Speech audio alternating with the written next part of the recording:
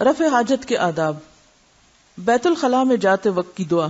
حضرت انس رضی اللہ عنہ فرماتے ہیں کہ رسول اللہ صلی اللہ علیہ وسلم جب رفع حاجت کے لیے بیت الخلاء میں داخل ہونے کا ارادہ کرتے تو فرماتے.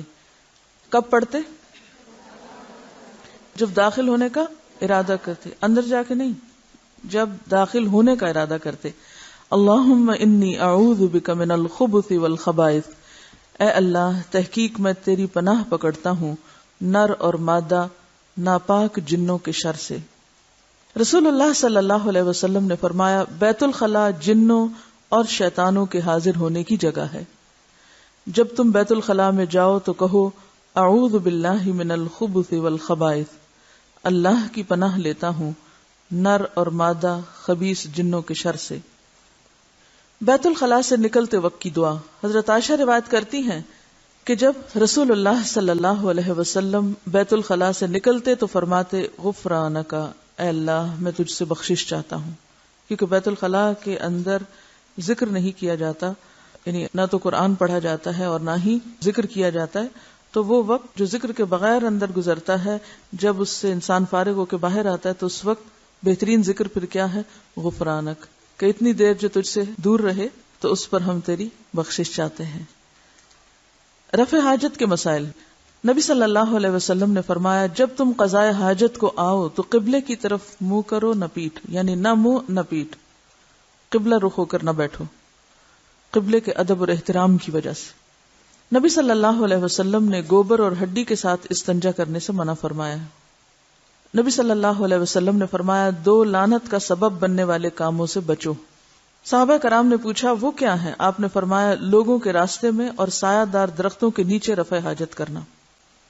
راستے میں رفع حاجت اور سایہ دار درخت کے نیچے رفع حاجت، یہ 2 کام ایسے ہیں جن کے کرنے والے پر آپ صلی اللہ علیہ وسلم نے لعنت بھیجی. کیوں؟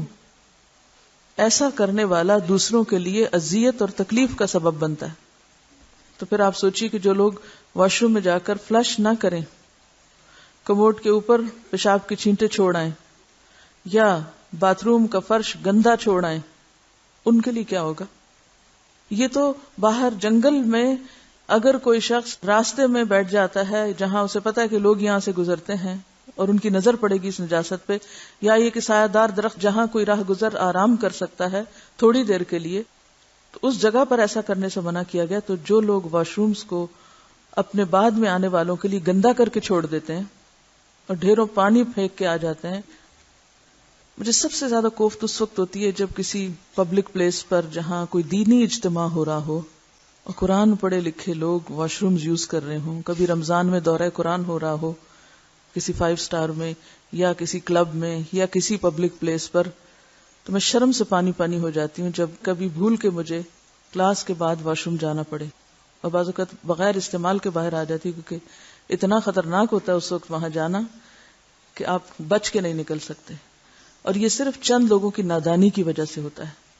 لوگوں کو شاید کموڈ یوز ہی نہیں کرنا آتا، جس کی وجہ سے بعض لوگ سیٹ پہ پاؤں رکھ کے بیٹھ جاتے ہیں اور وہ گندی سیٹ چھوڑ کے آ جاتے ہیں. پاؤں کے نشان اسے بعض اوقات وہ سیٹ کے اوپر جو رنگ ہے اس کو توڑ ڈالتے ہیں. کیونکہ جب آپ خود سوچیں جب آپ اس کے اوپر چڑھ کے بیٹھیں گے تو وہ بچے گی کہاں سے؟ یعنی کس قدر نادانی اور ناسمجھی ہے ہم میں. سیوک سینس نہیں ہے نا، رہنے سہنے کے معمولی ادب آداب جو ماؤں کو گھروں میں بچوں کو پیدا ہوتے ہی سکھانے چاہیے وہ بھی نہیں سکھائے، جس کے نتیجے میں ہم یہ سب حرکتیں کرتے ہیں. اسی طرح اگر آپ صلی اللہ علیہ وسلم نے بول و براز سے منع کیا راستوں میں، تو جو خواتین اپنے پیڈ ننگے چھوڑ آتے ہیں کسی بھی ٹوائلٹ میں یا کسی بھی کموڈ میں پھینک کے اس کو بند کر دیتے ہیں اور آ کے سویپرز نکالتے ہیں، کیونکہ اس کا بھی بارہا ایکسپیرینس ہوا ہے کہ لڑکیاں بے احتیاطی برتتی ہیں، ایسی چیزیں کموڈ میں پھینک دیتی ہیں یا کسی ایسی جگہ پہ رکھ دیتی ہیں کہ پانی کے بہاؤ کے ساتھ وہ نالی میں چلا گیا، اور پھر سویپرز آ کے بےچارے ہاتھوں سے نکالتے ہیں، مشینوں سے نکالتے ہیں اور آ کہتے بی بی یہ نکلا ہے. اس وقت بی بی کی کیا حالت ہوتی ہے، سر پیٹنے کو جی چاہتا ہے. تو یہ سب کام ہم اپنے نادانی اور جہالت میں کرتے ہیں تو رحمت کہاں سے آ سکتی ہے؟ آپ صلی اللہ علیہ وسلم تو ایسے لوگوں پہ لعنت فرما رہے ہیں. تو ہمیں تو زندگی گزارنے کی جو بالکل ابتدائی چیزیں ہیں وہ بھی نہیں پتا. ہم کس طرح کے مسلمان ہیں؟ طہارت تو نصف ایمان ہے. میں سمجھتی ہوں جانور بھی شاید اس طرح نہ کرتے ہو، جیسی حرکتیں بعض اوقات انسان کرنے لگتے ہیں، اسی لیے تو پھر اسفل سافلین کہا گیا. تو بڑی بڑی کتابیں پڑھنے کو کوئی فائدہ نہیں اگر ہمارے دینی مدارس صاف نہیں، اور دین پڑھنے پڑھانے والے جہاں پر جائیں وہ واش روم کو صاف حالت میں چھوڑ کے نہ نکلیں کہ جو دوسرے کے لیے قابل استعمال ہو. ایکسٹرا کیئر کی ضرورت ہے کیونکہ بہت سخت حدیث ہے، بہت سخت. نبی صلی اللہ علیہ وسلم نے دائیں ہاتھ سے استنجا کرنے سے منع فرمایا. نبی صلی اللہ علیہ وسلم نے فرمایا جو کوئی پتھر سے استنجا کرے وہ طاق پتھر لے، یعنی 3 یا 5. اب یہ پتھر یا ڈھیلا یا اس طرح کی چیزیں کیوں یہاں ذکر کی گئی ہیں؟ کیونکہ آپ صلی اللہ علیہ وسلم کی تعلیم صرف شہر میں اور گھروں میں رہنے والے لوگوں کے لیے نہیں ہے، یہ ہر ایک کے لیے. اور بعض اوقات آپ گھروں میں ساری فیسلٹی رکھتے ہوئے بھی کبھی سفر پر ہوتے ہیں اور کسی ایسی جگہ پر آپ کو ضرورت پیش آ جاتی ہے کہ جہاں نہ قریب کوئی واش روم ہے، نہ کوئی ٹوائلٹ ہے، نہ پانی ہے، نہ کچھ ہے.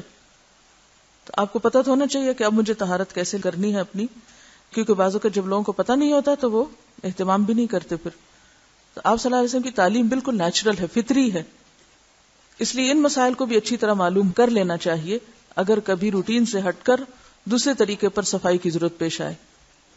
آپ ٹوائلٹ پیپر بھی یوز کر سکتے ہیں، لیکن جو صفائی مٹی سے ہوتی ہے وہ خالی ٹوائلٹ پیپر سے نہیں ہو سکتی. لیکن جہاں مٹی نہ ہو، کیونکہ بعض جگہ ایسی ہوتی ہیں، مثلاً اگر آپ ویسٹ میں جائیں تو وہاں انہوں نے واش روم شاورز نہیں لگائے ہوتے کہ جس سے آپ اپنے آپ کو دھو سکیں. تو اس کا ایک طریقہ تو یہ ہو سکتا ہے کہ جیسے عام طور پہ جو وٹامنز وغیرہ کی چھوٹی چھوٹی شیشیاں ملتی ہیں نا جن کے اوپر ڈھکن بھی ہوتا ہے، تو ان کو آپ اپنے بیگ میں رکھ سکتے ہیں اور ٹیشو سے صاف کر کے تو پانی بھی ساتھ تھوڑا سا استعمال کر لیں کہ جو پھر کموڈ سے باہر نہ گرے. کیونکہ یہ نان مسلمز پر بھی ایک بہت ہی برا امپریشن چھوڑنے والی بات ہوگی کہ آپ ٹوائلٹ سے نکلیں اور آپ کے بعد سیٹ کے اوپر یا سیٹ کے نیچے پانی گرا ہوا ہو. تو اس سے بھی آپ طہارت کر سکتے ہیں. لیکن اگر کبھی ایسا بھول جائے، یعنی کہ آپ چھوٹی سی شیشی بھی رکھ لیں نا بند ڈھکن کی، ہلکی سی پلاسٹک کی، تو کبھی مشکل. بعض لوگ ڈسپوزیبل بوتلیں لے لیتے ہیں، پانی پی لیا، بوتل لے لی اور بوتل ٹوائلٹ کے اندر ہی چھوڑ کے آ گئے. وہ بھی ایک بدنما نظارہ پیش کرتی. یا تو آپ اس کو کسی ایسی جگہ کسی ٹھکانے لگائیں کہ اس کی جو بظاہر لک ہے وہ خراب نہ ہو. تو یہ چھوٹے چھوٹے ایٹیکیٹس ہیں، مینرز ہیں جو آپ کے چلنے پھرنے کو، جو آپ کے رہن سہن کو، جو آپ کے عمل معاملے کو خوبصورت بناتے ہیں. اور یہ آپ کی چلتی پھرتی تبلیغ ہو جاتی ہے. وہاں آپ بیٹھ کے کتاب الطہارہ نہ بھی پڑھائیں تو آپ کے عمل سے لوگوں نے طہارت سیکھ لی. نبی صلی اللہ علیہ وسلم نے 3 ڈھیلوں سے استنجا کرنے کا حکم دیا. رسول اللہ صلی اللہ علیہ وسلم نے 3 ڈھیلوں سے کم کے ساتھ استنجا کرنے سے منع فرمایا کیونکہ اس سے پوری طرح نجاست صاف نہیں ہوتی. نبی صلی اللہ علیہ وسلم جب رفع حاجت کو جاتے تو اتنی دور جا کر بیٹھتے کہ کوئی آپ کو نہ دیکھ سکتا. آپ صلی اللہ علیہ وسلم پانی کے ساتھ استنجا فرماتے تھے.